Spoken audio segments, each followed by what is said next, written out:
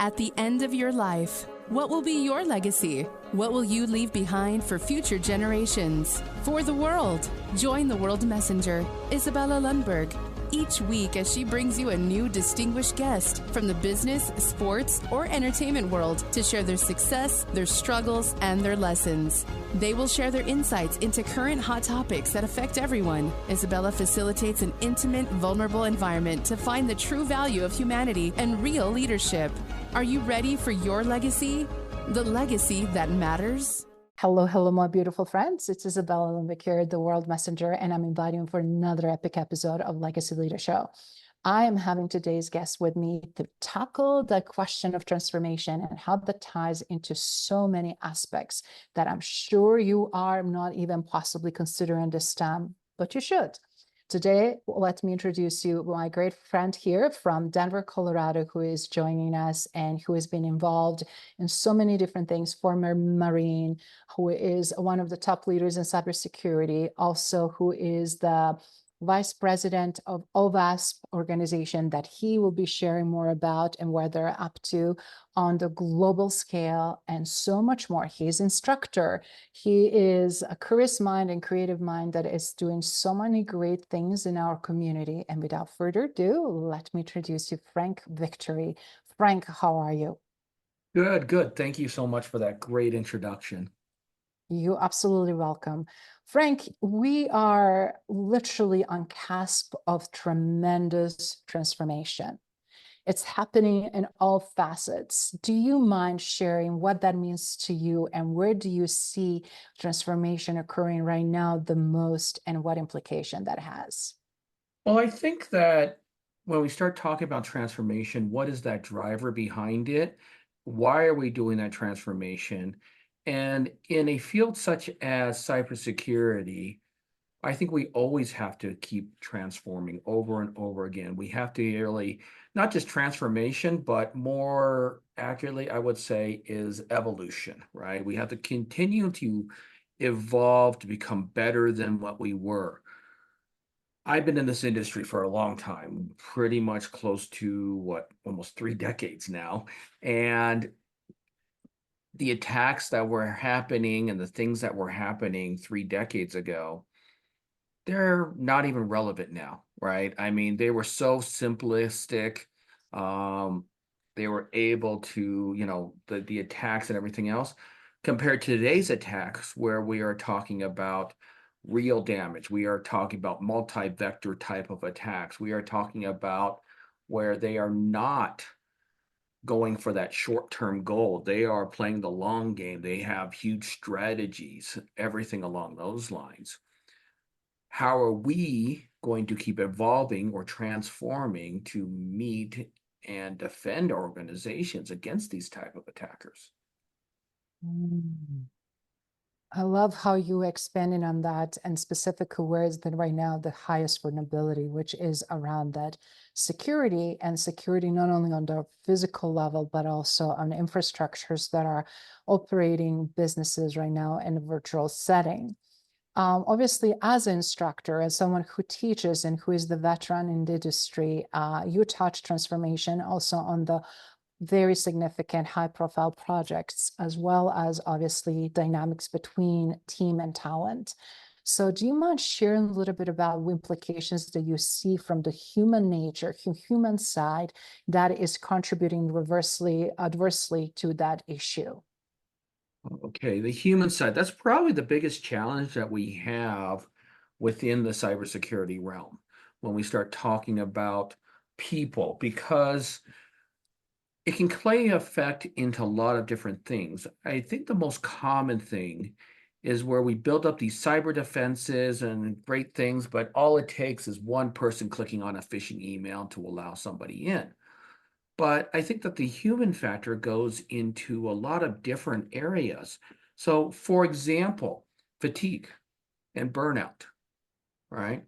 Uh, obviously, one of our first pivotal points for defense is going to be the SOC, of course, our Security Operations Center. And the biggest problem, or one of the biggest problems that the SOC runs into, is that everything they look at is negative. When we talk about a company and how they're doing, right? We think about, okay, well, they've made certain successes here. They've done this. They've done these great things.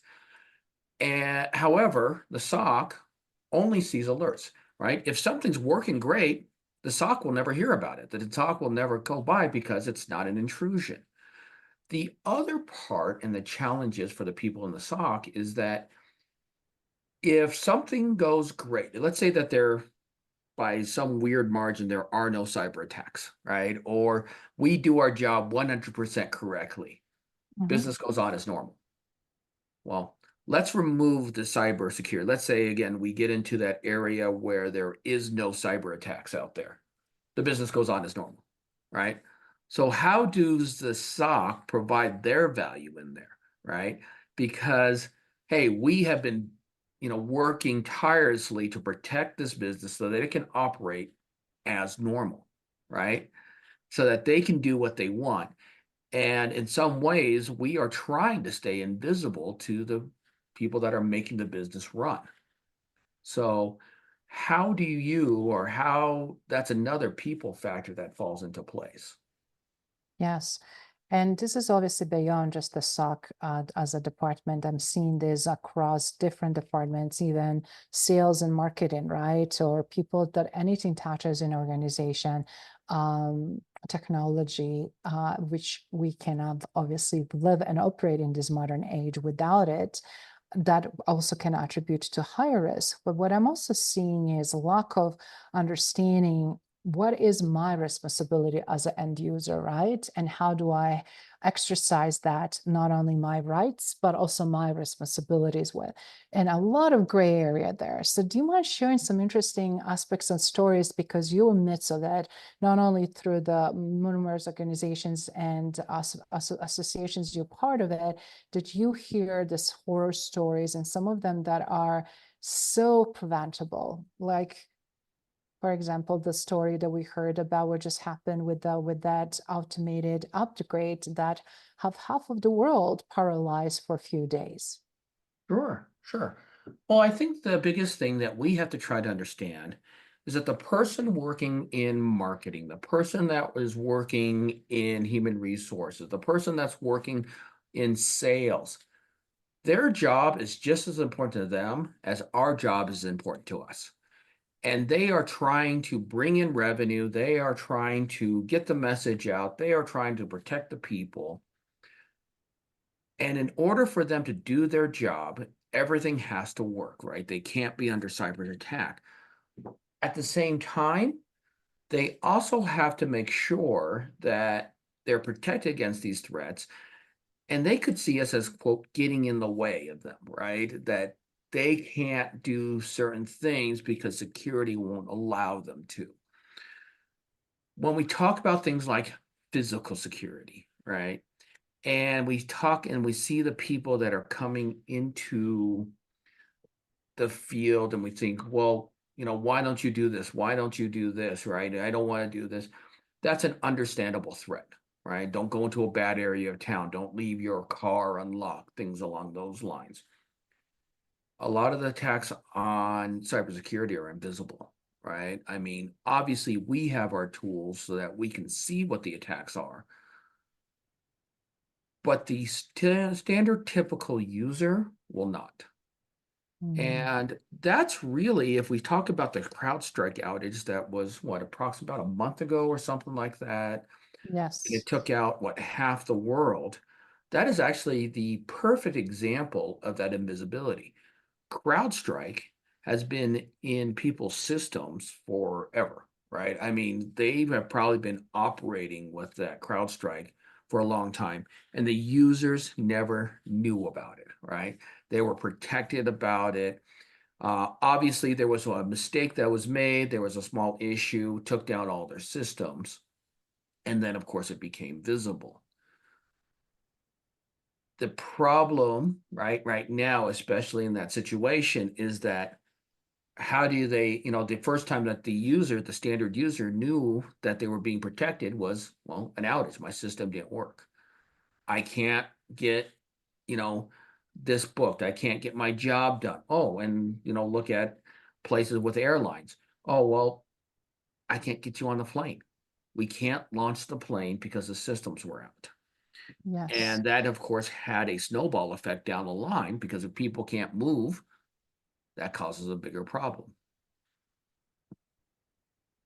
And we know that, but we cannot just anticipate that more similar problems will be taking place, that if we don't learn from these lessons and pivot in position, we're going to have more vulnerabilities that are going to be detrimental. And everybody that is watching and listening now need to also understand what's going to happen with CrowdStrike. Like, where they're going to be, is they going to go out of the business? How much losses they're going to deal with? How much their coverage and insurance and policies is going to go up, or if they end up to survive, right? It's like, what they're going to be also fully fledged responsible for, right? To their partners, to their organization, and to their team, but also to their executive leadership and their board, and what implications of that would be. Well, I don't think they're ever going to go out of business. I don't think that that's really an issue. Is the outage going to hurt them? Absolutely. Right. They are probably still cleaning up and will still be cleaning up this mess for a long time. Will they have to suffer penalties and issues? Yes, absolutely.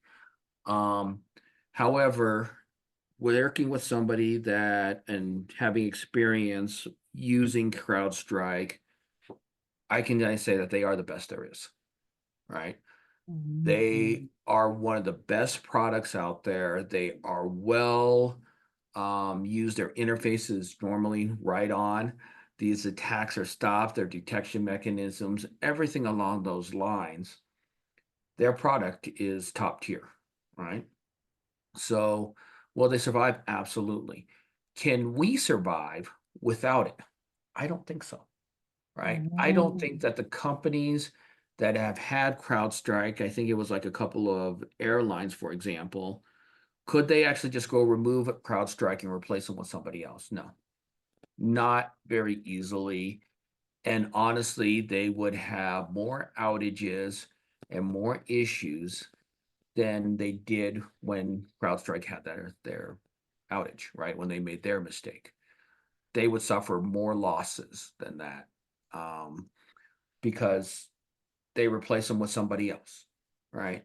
One, there's a change in stuff. There's going to be outages from, well, is it compatible with the server? Is it compatible with the application? Oh, now we have to teach our staff what to do, new skill set, right? I mean, getting a new product in is not always that easy, right?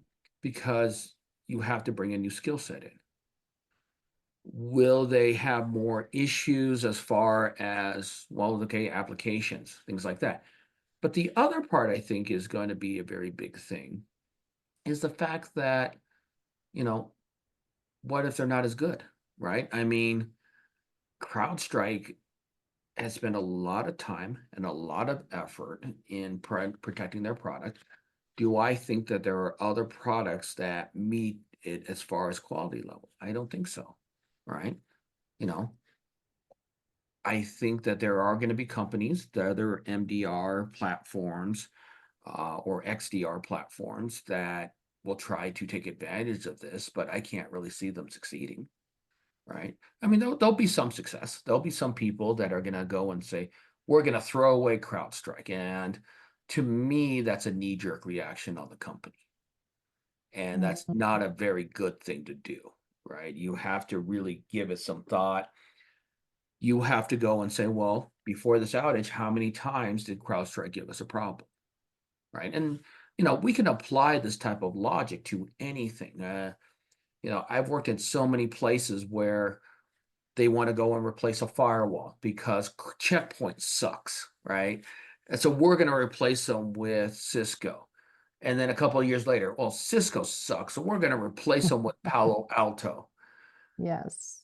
And it's a trend that keeps going on and on. But the thing about it is that when we talk about these firewalls, well, what did you do? Well, when you made the change? Well, we took the firewall rules and we just dumped them onto the new firewall. Did we audit? Did we do anything else with them? No, we don't have time for that. Do we know why those rules are there? No, we don't know, right? Okay, you just brought the same problems from one platform to the other. And again, when we talk about security transformation, it isn't the vendor, it isn't the hardware, it is our business logic that's there, and why is it there, right? What is Mm. that driver that's happening? Mindset, the old concepts, right? It's like, and I love what you said, that it just changing from one platform to the next without looking what else needs to transform, what else needs to change, and how where the mistake is, and getting the bottom of it, you're going to just replicate the same issues. So if you don't mind, I'm just curious now, since you mentioned like from CrowdStrike, they are so good, yet obviously this happens. So if that happens for the top echelon company that has great products and services, is like, how is this even possible? What they need also transform beside, they got the technology concept, but what they did not get is that process and people, right? It's like, what did they automate? What could they improve or should improve? And hopefully, what did they learn from it? So what would be some of this perfect case scenario for you, or similar examples like them, to say when that transformation happens, is that we just cannot transform from technology environment, but overall organizational environment? Well, I think I could tie that into the people factor that you mentioned earlier, right? I think that they did have a good process for approvals and everything else, but because they've done it so many times, it became just a second nature to them, and it became less and less important to them each time, or maybe too status quo for them. Mhm. And maybe they didn't recognize the signs. But I don't think, I think the biggest lesson, because I've had some time to think about this, why is CrowdStrike not following our standard process for deployment? So, for example, when we deploy patches out to systems, we don't apply them to every server out at once, right? We have a test group. We have certain areas, certain businesses to deploy our patches out to. Why did CrowdStrike push it to all the systems all at once? And that is not on CrowdStrike, though. That is on the receiving company. The receiving company should have created that plan and been in control of that plan, not CrowdStrike. Now, should CrowdStrike have pushed that? Absolutely. But the decision, right, of what to do about it, that is going to be on the target company. Mhm. Thank you for clarifying that. And it's also very important to also understand when everybody say it wasn't me, right? Or there was them. And we often see the blame passed. It's what when leaders don't step in and don't take responsibility, then it's impossible to see any possible positive change, and definitely not long-term transformation that is required. And since transformation is huge component for things that also we're talking about here, where that level of vulnerability, where that risk is, where the opportunity for improvement is. I'm curious, what other examples that you think that are really great examples of how things have moved future focused and done well, on contrary? Well, I think that, things that we've gotten better at, right? We've gotten better at recognizing threats. We've gotten better at realizing that threat actors, right, are not just coming after and stealing our data with a solid brute force attack. We are starting to learn their methodologies. We are starting to study them as well. And we are taking lessons that law enforcement has had for a long time, right? If we compare what we're doing now, these are the same thing that law enforcement have been doing for a long time, right? With standard criminals. They study the criminals. They do, things like I'm a big fan of the TV show Criminal Minds, where they study the criminals that are coming in, right? We're doing the same thing though, right? Yeah. We're profiling. Yes. This Yes. attacker is going to do this. This is what they're probably going to come after. This is how we should do our defenses, right? Where the biggest hurdle that we have right now is how do we take that threat intelligence and apply it over to the defenders, and then have the defenders be able to use that data to apply it to our defenses? Because while we're learning from standard law enforcement, it is not as simple as an equation, right? I mean, I think that law enforcement comparatively does not have the complexities that we do, right? Mm.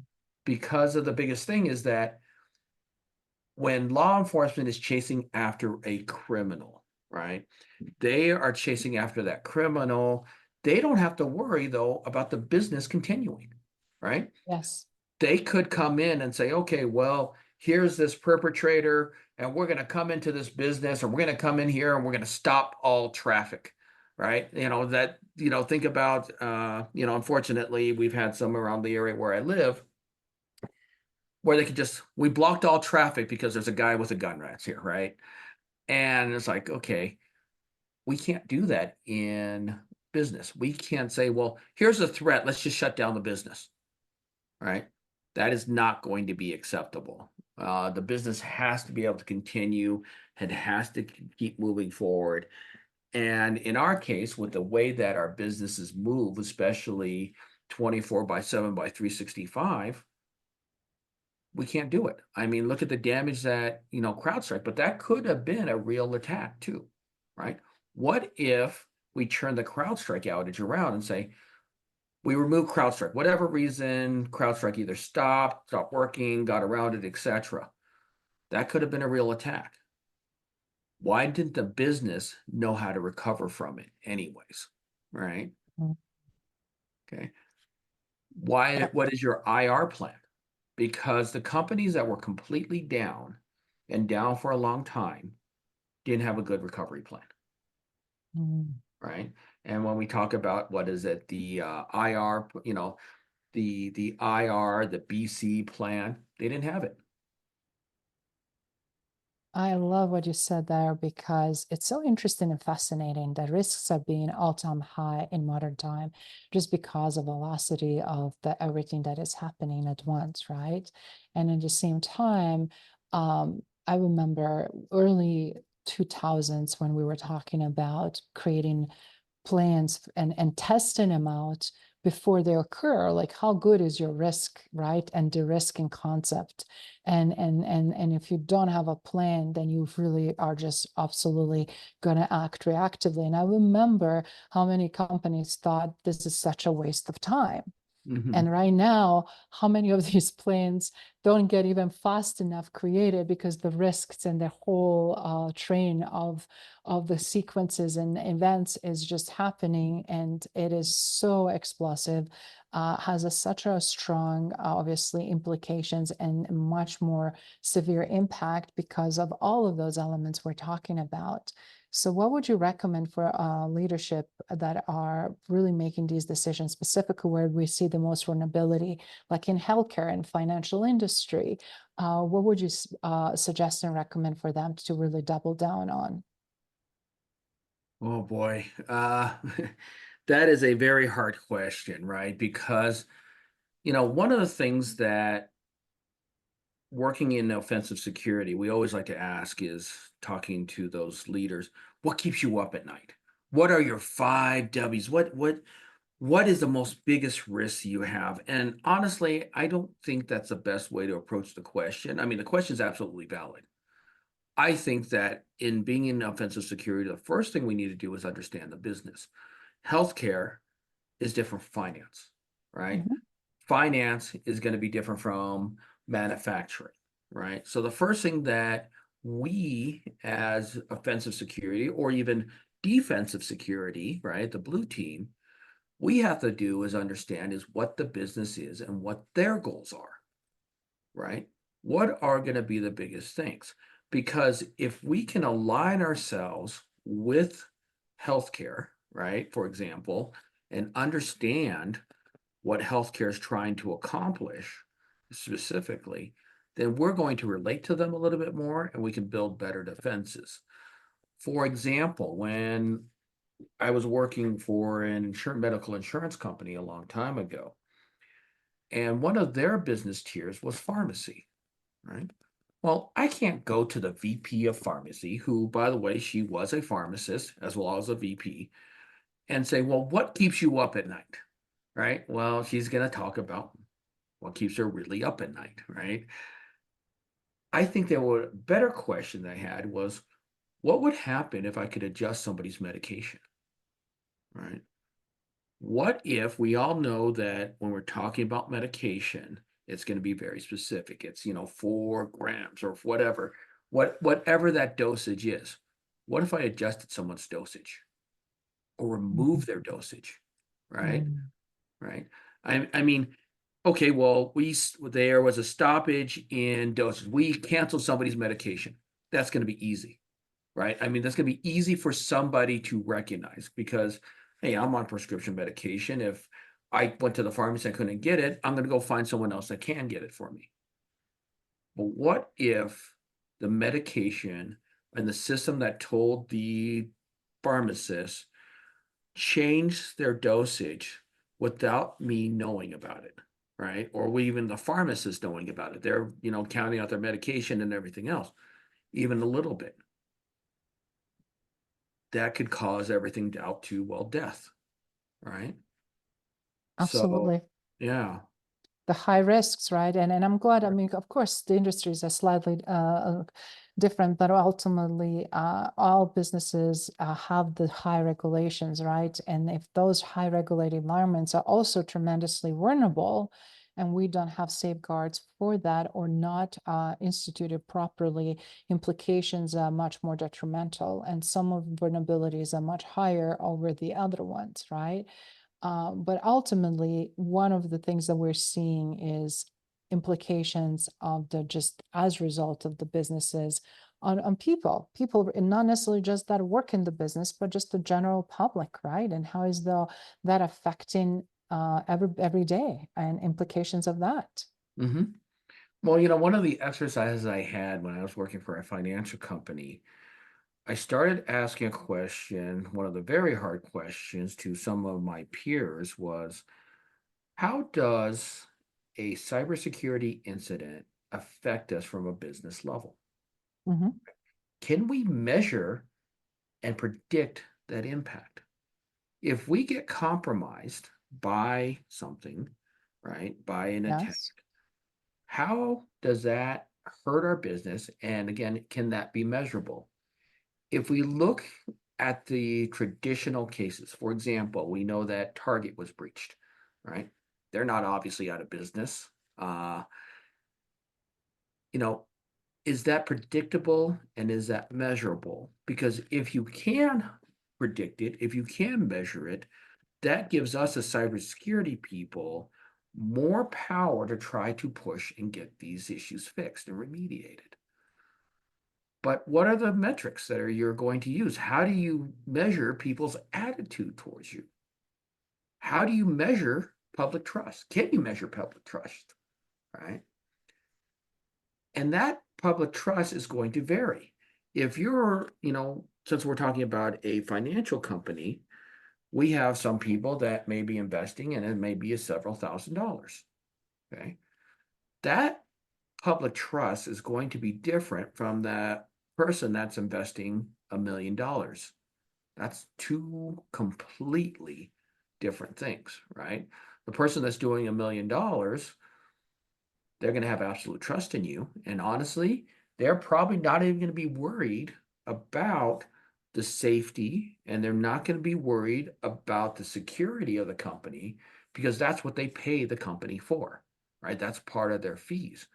Their main thing is, well, I'm investing $1 million and this is what I'm doing, and I shouldn't have to worry about security. Yes. Right. Excellent points. Excellent points.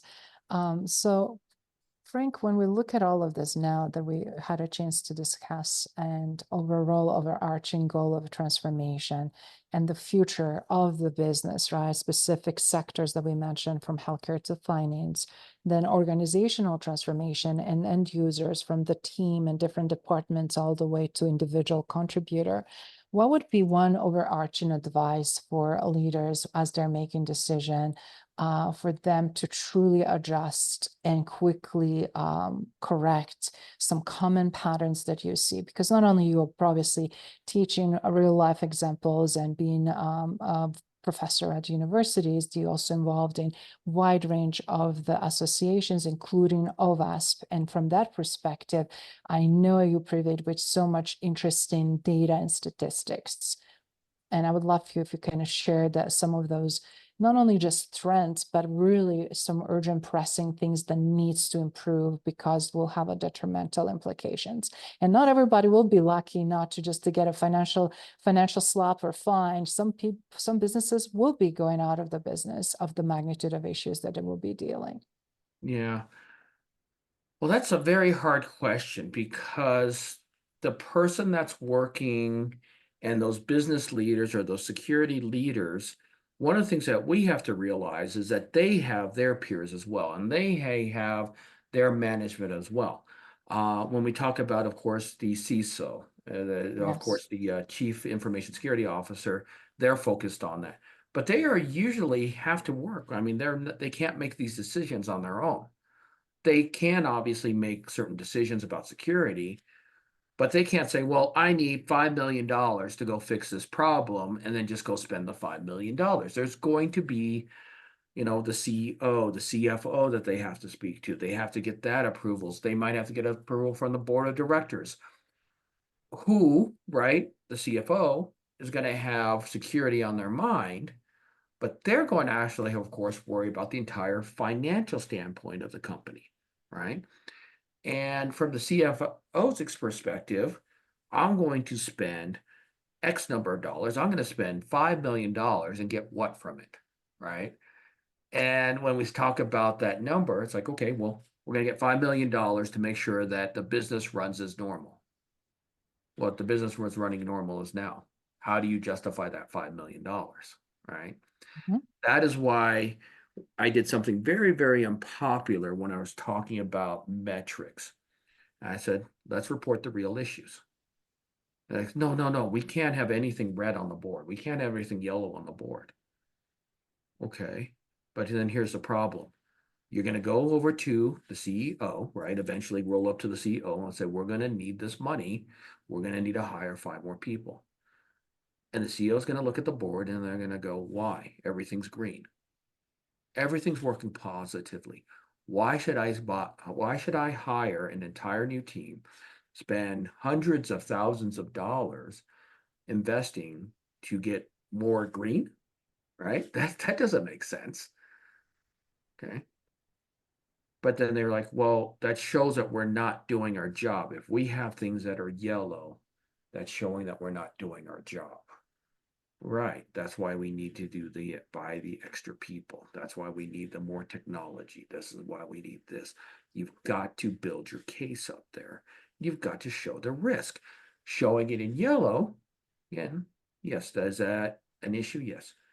But showing over to the CEO, well, it's in yellow, and now this process is in risk, right? And try to put it in a term that CEO really does understand, right? And if we go back to the financial industry, what if they can't process their financial transactions? And we know in finance, speed is a key. What if we simply had a delay, right? I mean, I'm not a stock trader, but I know that even in situations where, hey, 5 seconds can make a huge difference. 1 second can make a huge difference in stock trades. Yes. Yeah. Absolutely. Yeah. So you have to put it into that perspective for them, because simply saying it's yellow or red, yes, I understand the hesitation to put that in there, right? So you have to put it into a context, and you have to do it quickly, right? As far as you can't spend 20 minutes explaining that to the CEO. You've got maybe 2 minutes, and that's it. But also you have to know what to present and be honest and transparent. And I love what that also brings, another implication, to know environment so well that you also transparently are addressing in a timely fashion, because ignoring those already symptoms and signs and pretending they are not there, it's going to set you off for not only higher risk, but much more detrimental implications that will be hard to correct later. And I just love, again, that however this might be challenging, doing the right thing and knowing that is the right thing, and leveraging data and analytics, as you mentioned, it's going to drive that phenomenally in the right direction. Yeah. So if you don't mind, pivot for a second here as we are looking through also a lens that you've been exposed to just through OWASP. Do you mind, first of all, telling us what OWASP stand for? And also as a vice president of the branch here in Denver in Colorado, what do you see some of the also biggest opportunities and things that are going to really lead and help leaders to lead into future more successfully? Sure, sure. Well, OWASP, they've recently changed their acronym. It used to be Open Web Application Security Project. It's now Open Worldwide Application Security Project because they're trying to break out from being just a pure application security firm, or web application. The Denver OWASP chapter, which I am the vice president of the Denver OWASP chapter, not of the Global Foundation.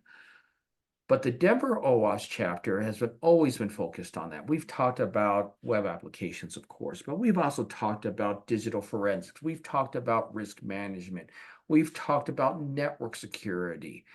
And the biggest thing that you're going to get from attending one of my meetings and coming to these meetups is a chance to network and talk to other professionals, right? We can read papers all day. We can attend classes all the time. But the biggest thing is to get feedback from other people. What worked? What didn't work? What other challenges did you have? Did you have the same challenges and how did you resolve them? Right? That is going to be the biggest benefit from us. I mean, along with, of course, the technology guides. And the technology guides that we have, 100% free, right? The remediation guides, the testing guides. I mean, everyone knows the OWASP top 10, right? And it's a cool buzzword for everything. But what a lot of people don't know is that to get to that top 10, here is the testing guide. Are you vulnerable to the top 10 or any one of the top 10? Well, you don't know. You have to test it. And in our testing guide, it actually gives you all the way down to hands-on. This is what you should type in your application to find out. And these are the results that may show that you're either vulnerable or that you are protected. We have also got remediation guides. And in our remediation guides, we go with cheat sheets. We actually call them cheat sheets. And the slogan for those, right, is application security or security is hard. Cheat. Don't be afraid to cheat, to copy, to steal from other people, right? That's very common. I know that, well, it's actually a hard concept for me to get around because in other industries, like I'm involved with education, that's highly discouraged, right? That's you steal from someone else in education, that's plagiarism, right? Absolutely. In cybersecurity, that should be encouraged. We should be sharing that information. And if you have a code or you have a process or you have a document that just all out works, share it, right? So, you know, OWASP, right? Everything that we have here in the Denver OWASP thing is completely free as far as our monthly meetups. We also have the annual Snowfrog Conference. We are spinning up the 2025 conference right now. And I think that from our attendee prices, they're unheard of, right? As far as things, because you go to attend a lot of these conferences, well, it'll be $500, $700, you know, 2,000. If you start talking about some of these SANS conferences, you're talking $7,000. Our conference prices are $100, maybe $150, right? Okay. The idea of that is so that everybody can attend.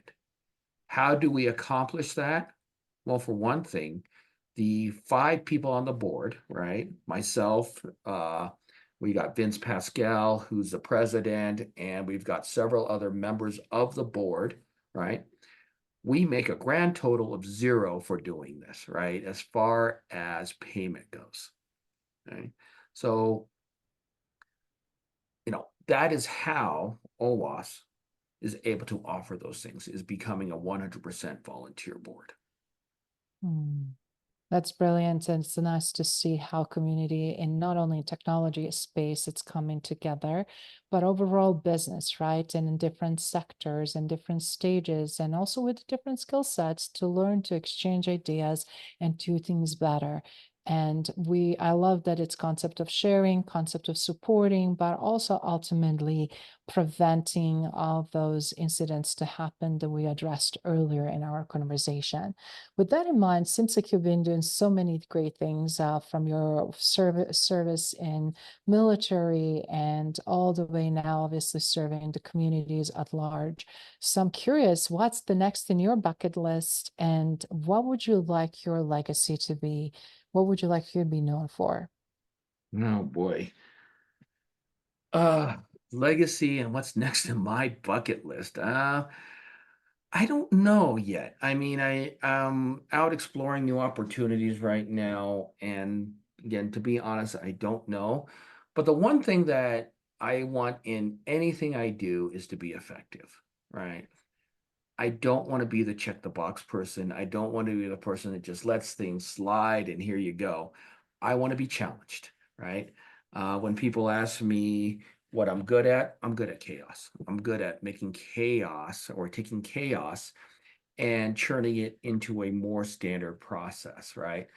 Um, as far as it's funny when he's talking about the bucket list and we talk about what am I going to do when I retire? I honestly couldn't imagine retiring from this, right? I mean, when people ask me about my career field, I was like, well, you know, being in this job, it's not a job. It's not in fact, a lot of ways, it's not even a career. This is almost a way of life, right? Because we live it, we love what we do. I mean, the people that I work with, the people that I associate myself with, they love this stuff. I mean, yes, it's their job, it's also their hobby, right? We go to Mm, these conferences and we are there at these conferences, not the standard, 5, 8 hours. We're there till, 2 a.m. sometimes, right? Having fun, hanging out with the people that have like interests, and we're doing things, right? I mean, I love going to the DEF CON conference. When I go, I mhm. don't think I've ever been back to my hotel room before, let's say, midnight. That's the earliest. So, because we're having fun, right? We're enjoying ourselves. Hmm. That's great when you find the passion and when it's not then felt like a work, but also continues to keep your curiosity, creativity alive, and as a result creates tremendous successes. In closing, Frank, do you mind sharing with the audience one thing that was so instrumental for you that you attribute your success? What was that? Boy, my success, I think it's, you know, meeting other people with passion, right? And knowing these things. Uh, I have a great mentor. His name's Andy Lewis, and I have to tell you, he is the best guy ever. He's a mentor. He has helped driven me out there. And he has been instrumental in making me the career professional that I am, right? Um, he is inspiring to a lot of people. And the best thing about it is that he's taught me how to be a good mentor to other people, right? Thank you for listening to Legacy Leader Show. If you enjoyed the content and had a positive experience, then please leave us a positive rating. In addition, leave us a positive review whenever you are listening on whatever platform there might be. Make sure your friends and family also know about the benefit and value that we provide and what we have to offer. Cheers.